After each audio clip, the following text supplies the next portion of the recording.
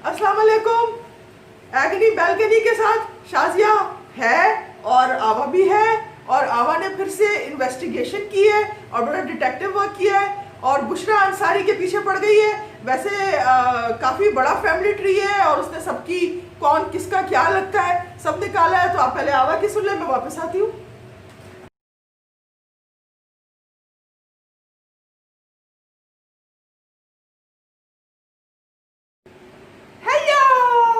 How are you?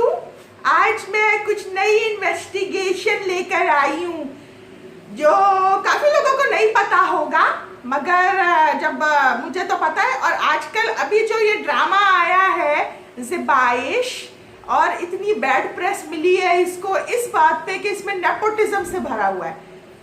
लोग कहते हैं कि भाई एक तो बुशरा अंसारी ने ड्रामा लिखा है सीरियल, फिर उसको डायरेक्शन इनके दूसरे हस्बैंड ने दी है, इकबाल हुसैन नाम है उनका, इनके पहले हस्बैंड का नाम इकबाल अंसारी था। ये सिर्फ शायद इकबाल नाम के लोगों से ही इनकी दोस्ती हो जाती है। अल्लाह का शुक्र है अल्लामा इकबाल अब जा चुके हैं। खैर हाँ, तो ये है कि जी मियाँ बीवी ने तो ये रोल कर लिए जी, ड्रामे में भी है, वो राइटर है, वो डायरेक्टर है। फिर आ जाती है इनकी बहन अस्मा अब्बास। अस्मा अब्बास ने इसके अंदर एक रोल किया है। फिर उनकी बेटी आ जाती है ज़ारा नूर अब्बास। फिर उनका ज़ारा नूर अब्बास का मियाँ भी आ जाता है ड्रामे के अंदर ही, असद सिद्दीकी। और by the way Asad Siddiqui जो है ना वो अदनान सिद्दीकी के नेफ्यू हैं, वो अगर ऐसी एक कड़ी उधर से भी मिलती है। तो इतने सारे खानदान के सारा खानदान अंदर भरा हुआ है, तो वो ज़रा बदनामी हो गई थी। मगर मैं तो ये कहती हूँ कि भाई ऐसे कौन नहीं करता। आरके फिल्म्स सबने देखी है इंडिया में। ये this name comes to mind, Raj Kapoor the legendary actor.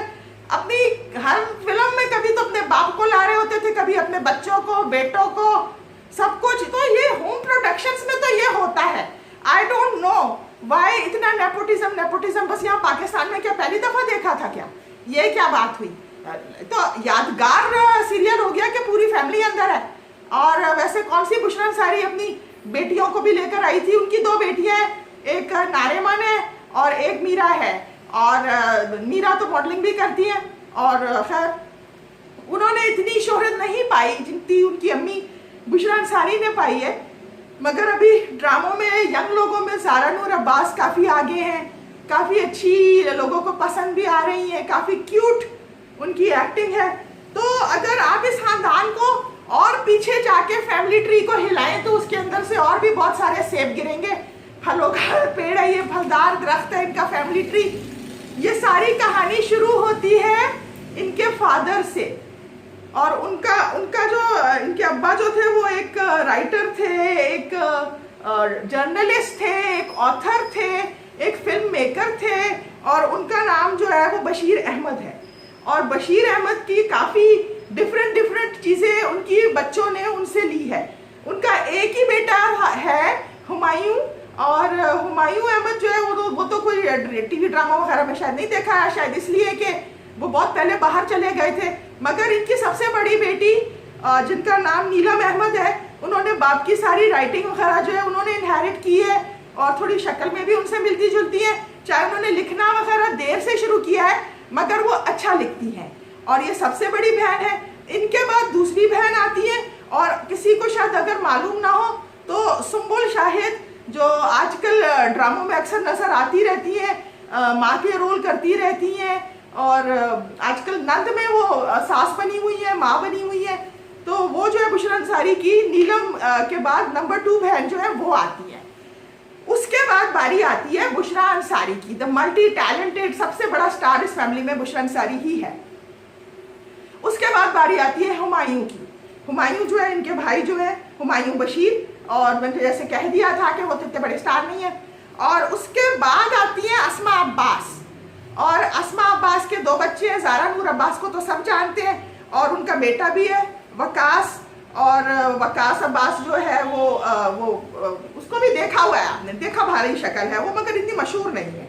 तो ये है पूरा ख़ानदान। और बुशरा अंसारी के फादर जो है उनके लिए ये भी बहुत फेमस है कि एक तो वो बहुत अच्छे जर्नलिस्ट थे सब कुछ, और मुमताज़ मुफ्ती के भी दोस्त थे, इब्न इंशा के भी दोस्त थे।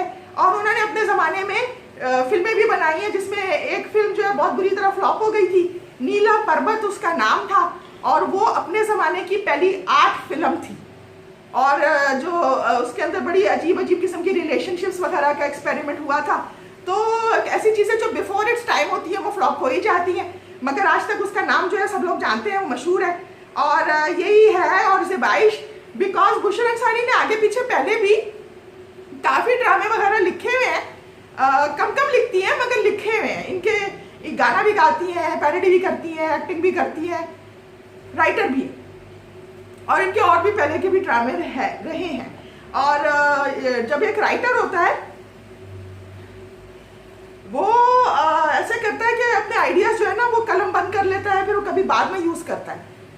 तो बहुत पहले पहले लेट 1970s में कलियां बच्चों की पपेट शो जो था, और उसके अंदर एक पठान बच्ची टीनेजर थी, स्टूडेंट थी, उसने आके एक वॉकिंग रोल आई, बात की, चली गई।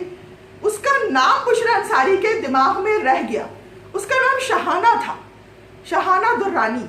और बुशरा अंसारी ने अभी जो ये शाही सुल्तान जो है, शहाना सुल्तान एक्ट्रेस का रोल किया, इसमें इसने नाम उसी बच्ची का यूज किया है। अच्छी बात है, ठीक है। और ये बात शायद किसी को भी नहीं पता, और अभी जो मैंने कही है तो बुशरा भी बड़ी हैरान होगी कि मुझे पता कैसे चला। है। अच्छा जी, बाय बाय, अब शाजिया से बात कर लें। वेरी इम्प्रेसिव, वन ने तो आज कमाल कर दिया। ये मुझे कुछ नहीं पता कि ये शहाना दुर्रानी का किस्सा कहाँ से आया है, और ये कितनी पुरानी बात है, और कौन ये टीनेजर थी। कह रही है वॉक ओवर रोल था उसका कलिया में, और बुशरा अंसारी भी उस वक्त बहुत यंग थी और कलिया में आती रहती थी, जाती रहती थी अंकल सरगम वगैरह मासी मुसीबते के साथ।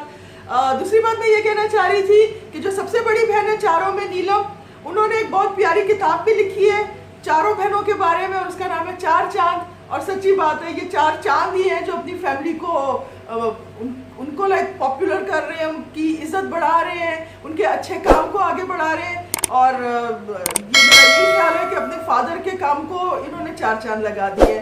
Thank you very much. आज के लिए इतना ही। मेरी तरफ से बाय बाय, आवा की तरफ से बाय बाय, खुदा हाफिज।